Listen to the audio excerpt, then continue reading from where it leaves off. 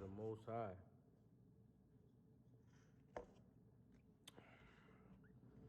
Shalom, Israel. Shalom, shalom, shalom. First and foremost, I want to give all praise, honor, and glory to Yahweh Hashem Yahushai. This is a quick-ass video. So I got this thing on my phone. I got this app, right? The Bible app, of course. If you don't got it, you should get it.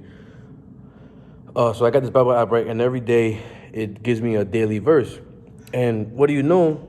I was just thinking about this, like, this the cross being the symbol of the cross. A lot of Christians like to use the symbol of the cross.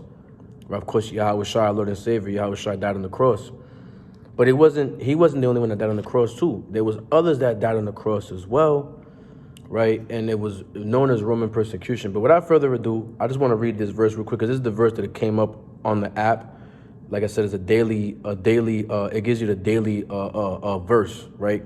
So this is the verse that it gave me today was Luke 9 and verse 23. It says, and he said to them all, right? If any man, this is red letters, Yahweh Shai speaking, right? If any man will come after me, let him deny himself and take up his cross daily and follow me. So to see, right, it says cross, right? Let him take up his cross daily and follow me, right? So we're going to keep reading. Matter of fact, let's go into what this means. And then I'm going to keep reading, because I love the next two verses are beautiful. But when it says, take up his cross daily and follow me. Now, I was doing some research, anyone that know me, I love doing comparative text. That's why I have several different Bibles, right? GNT, NIV, NLT, so on and so forth, right?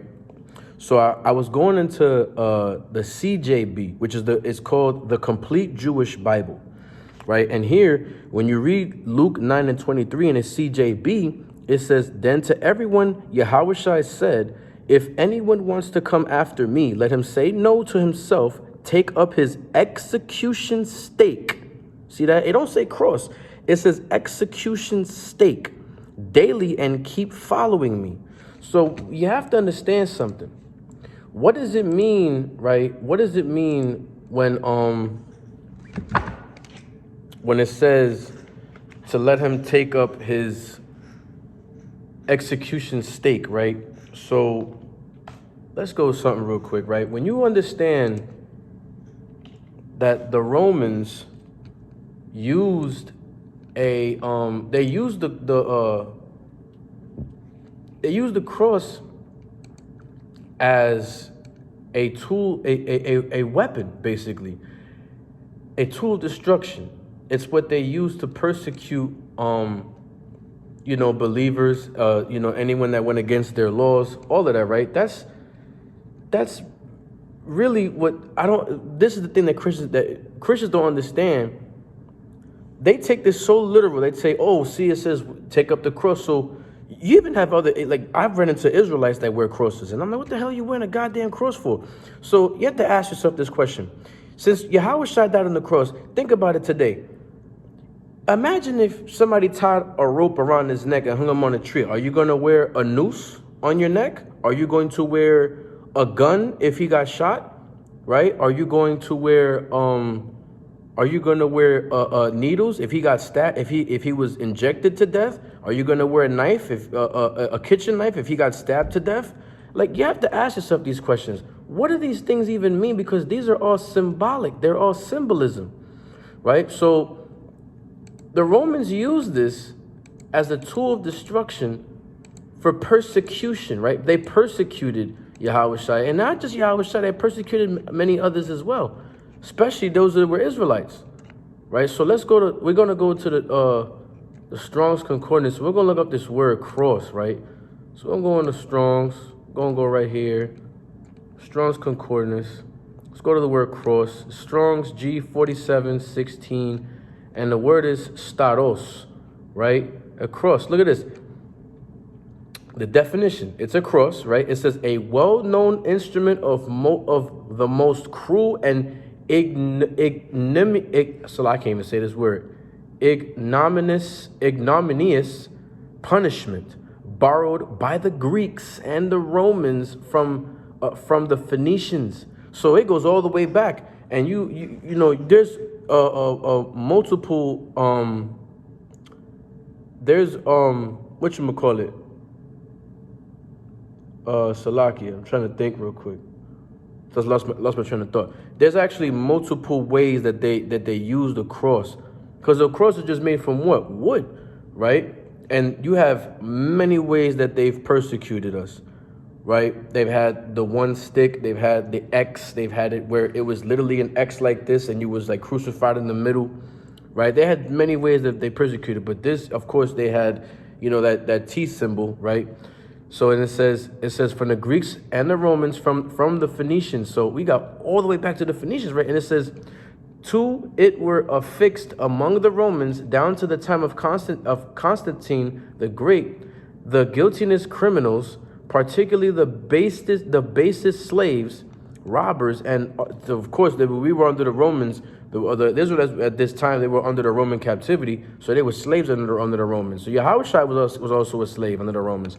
It says the authors and the abettors of insurrections, and occasionally in the provinces at the arbitrary pleasure of the governors. So they took pleasure in persecuting on the cross.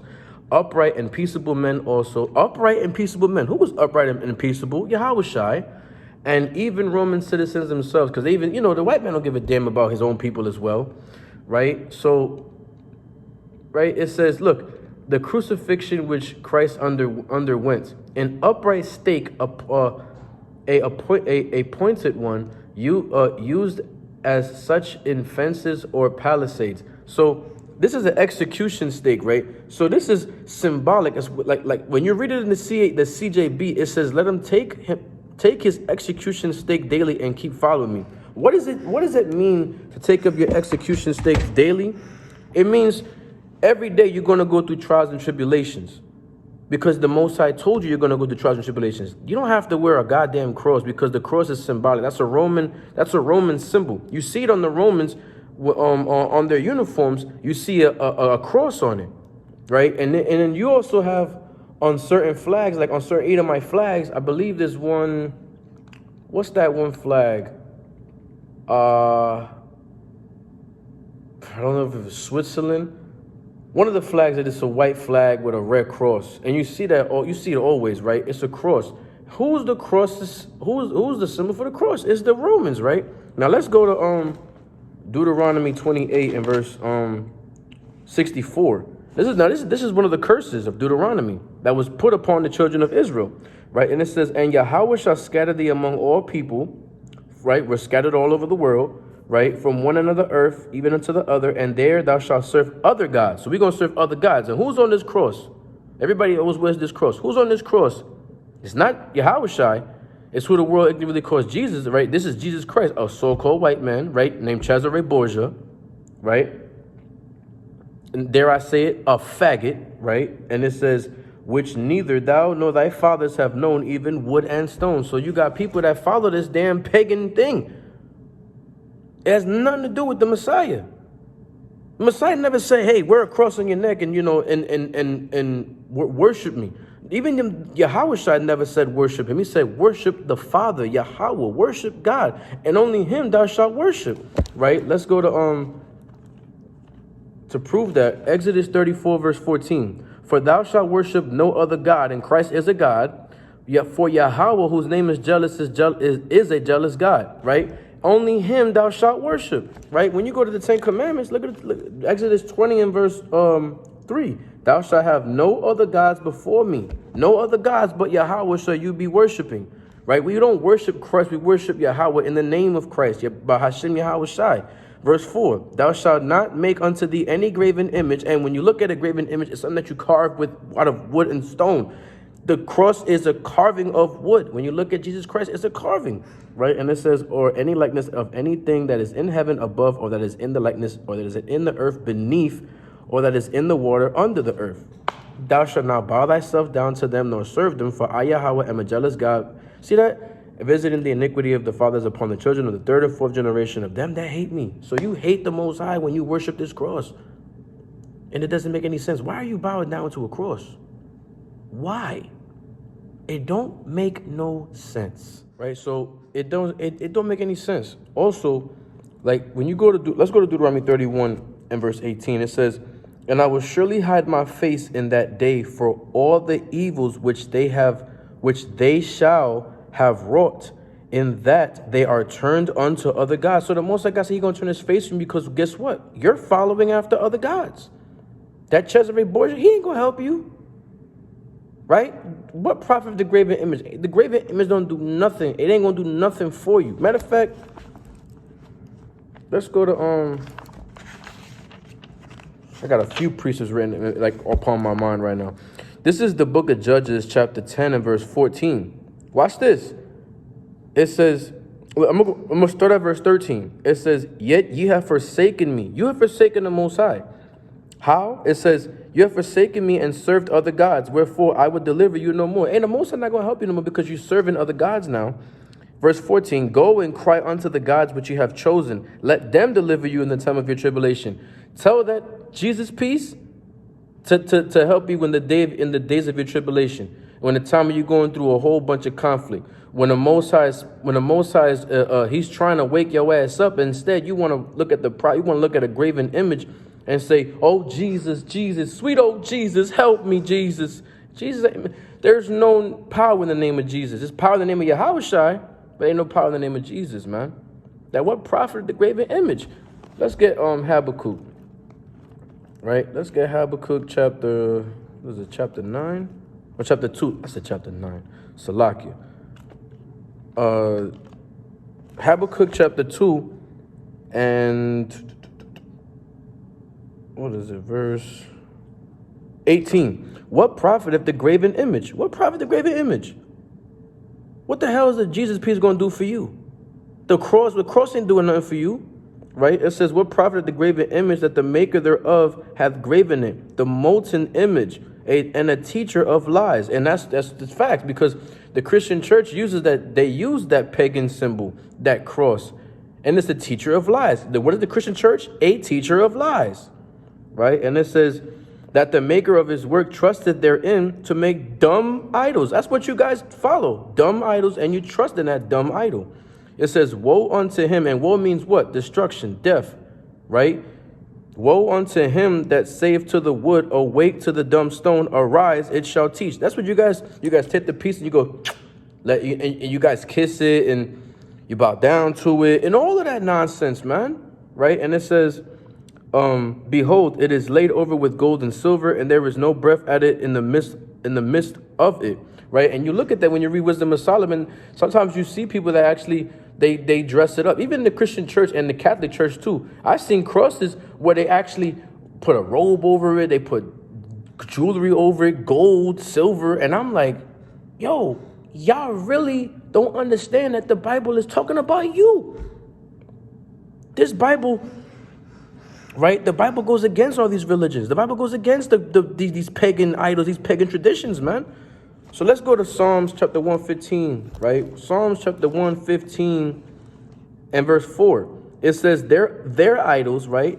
This isn't something that you should be following. It's their idols, right? So-called white man made this image, man, right? It says their idols are silver and gold. That's what they like, right? When you read, when you look at, when they say in God we trust, no, their God, G-O-D, gold, oil, and drugs, right? They love gold and they love silver. They love oil and they love drugs, right? And it says the work of men's hands. That's what they do. How did that idol come about? Somebody made the idol. Somebody made it. It's something that people worship. So it's idol worship when you do these things, when you follow these things, right? It says they have mouths.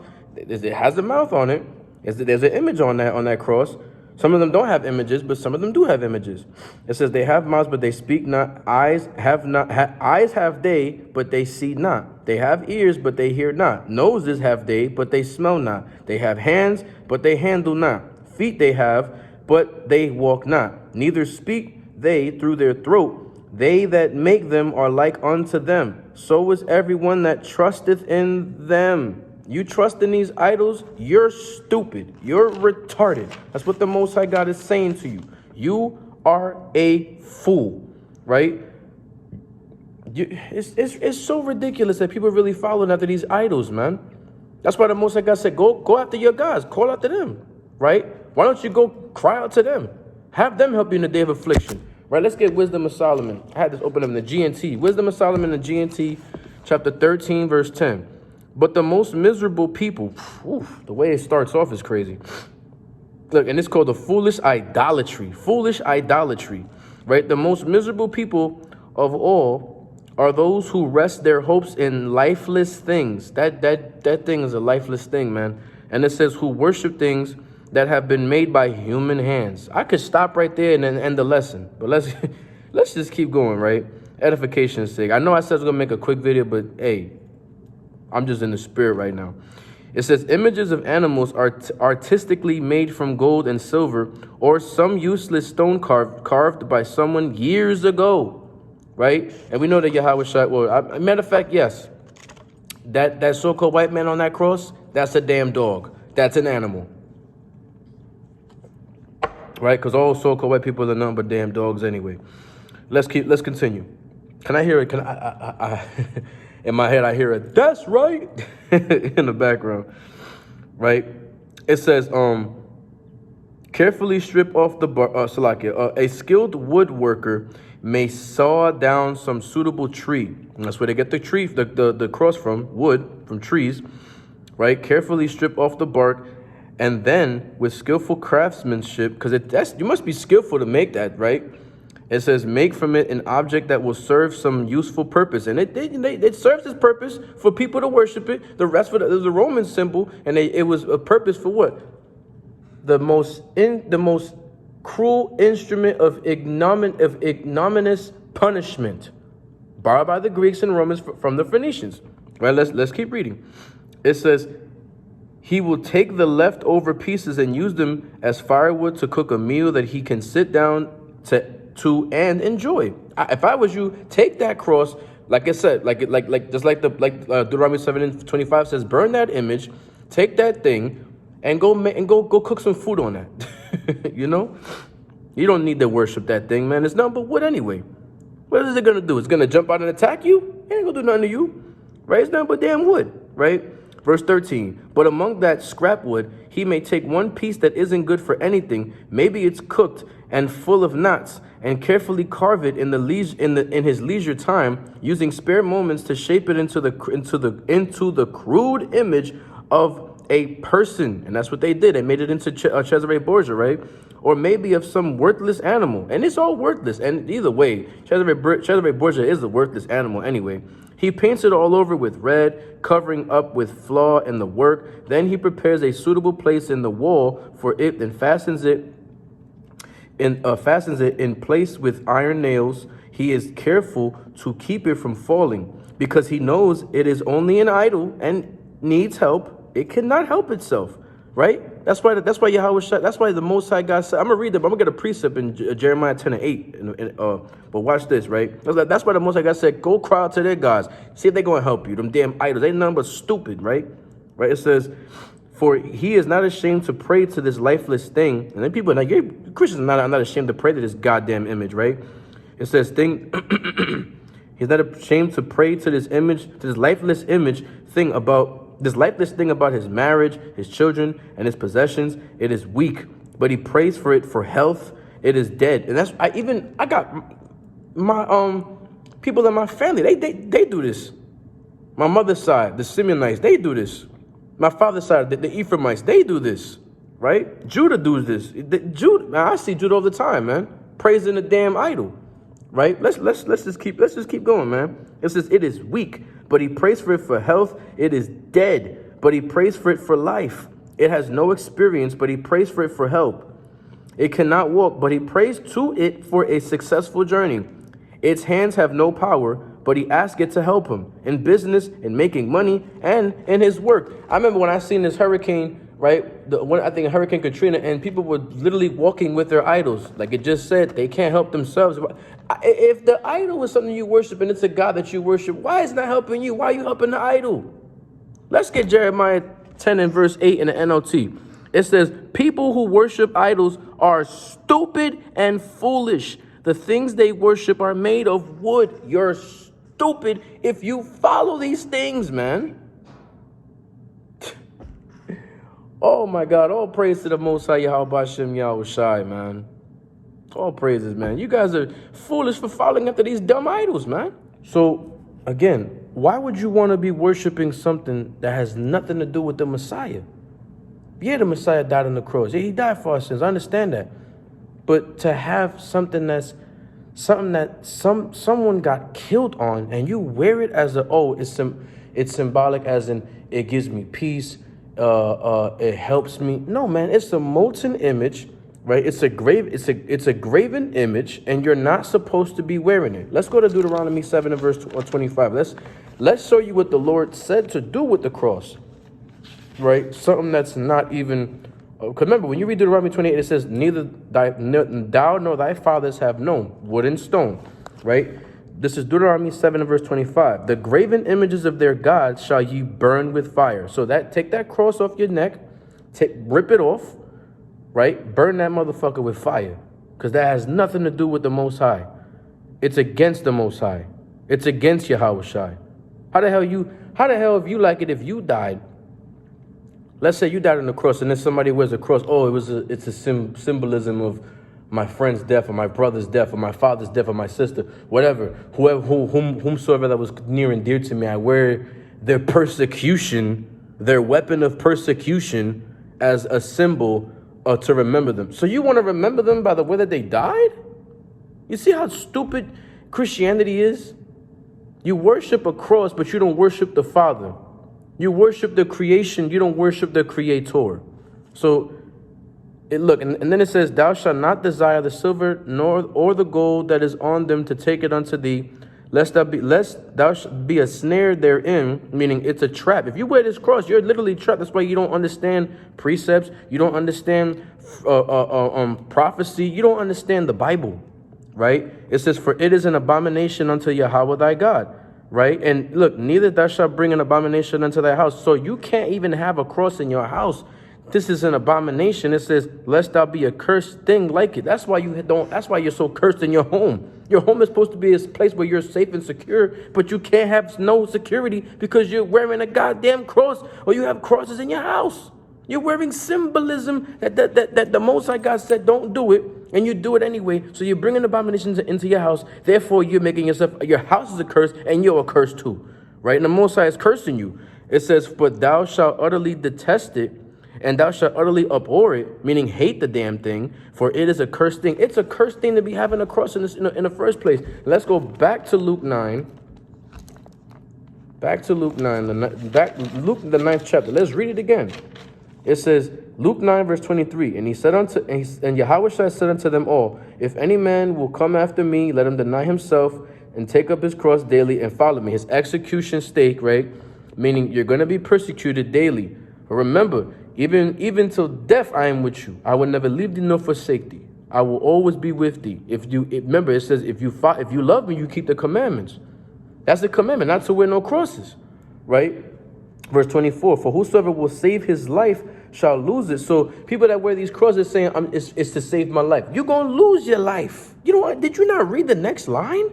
Right? And it says, but whosoever will lose his life for my name, for my sake, the same shall save it. So if you deny that dumb cross, you deny these idols, and you follow Yahweh Shai, you're going to save your life. Right? If you love your life more than you love the Most High, then you ain't worthy of the kingdom of heaven. Right? Verse 25. For what is a man advantage if he gain the whole world and lose himself or be cast away? For what? Do you want to glorify yourself? Because that's the cross. Really, a lot of people they wear these crosses to feel good. Like you even see celebrities wear these damn things. And what the hell are they wearing it for? Shouldn't that tell you something? Celebrities wearing something, and then you're wearing it, and they have no idea what it's about, but yet they wear it, and it's all symbolic, and then you're wearing it, and it's like, what the hell am I wearing it for? If they're all wearing it too, and they're evil and wicked, so that means if they're wearing it, and they're all evil and wicked, then what are you wearing it for? You're being evil and wicked too. You're following after the multitude of people, and you're not supposed to be following after a multitude of people that do evil, because you're going to do evil too. And then guess what? Now you're wicked. So take the cross off, take it off, fling it, throw it, burn it, do whatever you got to do to it. Sure, even take it to a jeweler, melt it down, and turn it into a lion, or turn it into a pomegranate, a lily, or this is also called a snowflake. Something that the Most High actually likes, right? The Most High hates that. You're going to wear a weapon? Something that was used an instrument of cruelty? It says the most cruelty. And you wearing a Roman symbol. You wearing something that's pagan, something that's somebody else's, someone else's symbol. This is blasphemy. It's like an abomination. Yeah, I guess you can say it's blasphemy too, because you're wearing something that has a so-called white man on it, right? And look at this, right? When you go into the Apocrypha, let's go to Wisdom of Solomon, chapter 14 and verse 8. It says, "But that which is made with hands is cursed." Do people make this damn cross and it's cursed, right? And it says, "As well it as he that made it." So the people that made it also cursed. He because he made it, and it because being corruptible, it was called God. What they call Jesus Christ on that cross? God. This is an abomination, right? And when you go down and you keep reading, right, it says,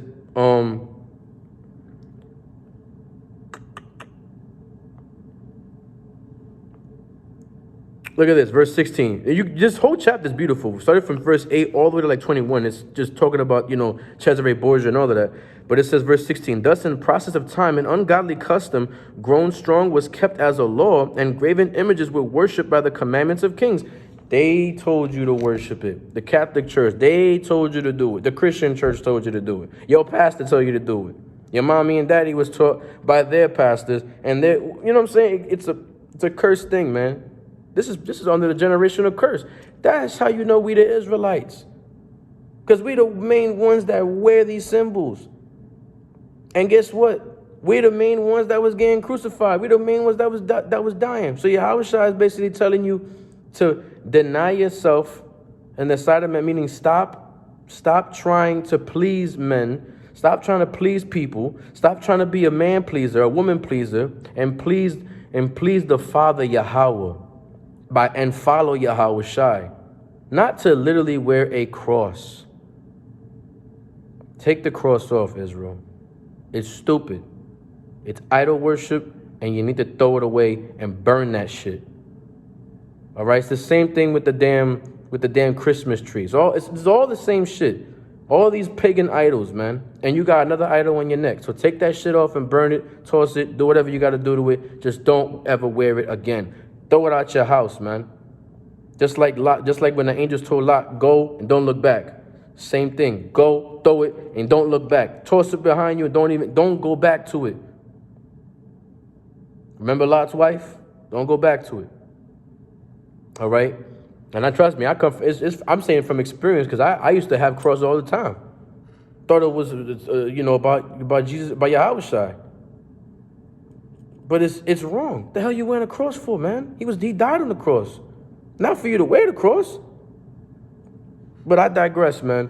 So again, Israel, Deuteronomy 7, again, Deuteronomy 7 and verse 25. Let's read it one more time. It says, "The graven images of their gods shall ye burn with fire. Thou shalt not desire the silver nor the gold that is on them, and take it unto thee, lest thou be a snare therein, for it is an abomination unto Yahweh thy God. Neither shalt thou bring an abomination unto thy house, lest thou be a cursed thing like it, but thou shalt utterly detest it, and shalt utterly abhor it, for it is a cursed thing." Right? Look at this.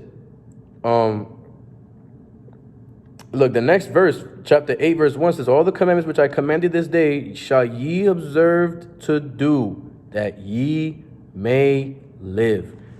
If you want to live, throw that cross out, man. Simple as that. So with that, I give all praise, honor, and glory to Yahweh Hashem Yahushai. Say shalom. Kwam Yasha'Allah. I hope this is edifying, man. I hope I edified y'all. You know what I mean? It's just been, I just wanted to make a quick ass video about this. It was on my mind. It was on my heart. Most High put it on me. And with that, I just want to say shalom. Yabaraka Yahweh Hashem Yahushai, Shasha Allah. You already know what to do. The links down below. Follow. Right? With that, all praise to the Most High God, Yahweh Hashem Yahushai, shalom. We are the children of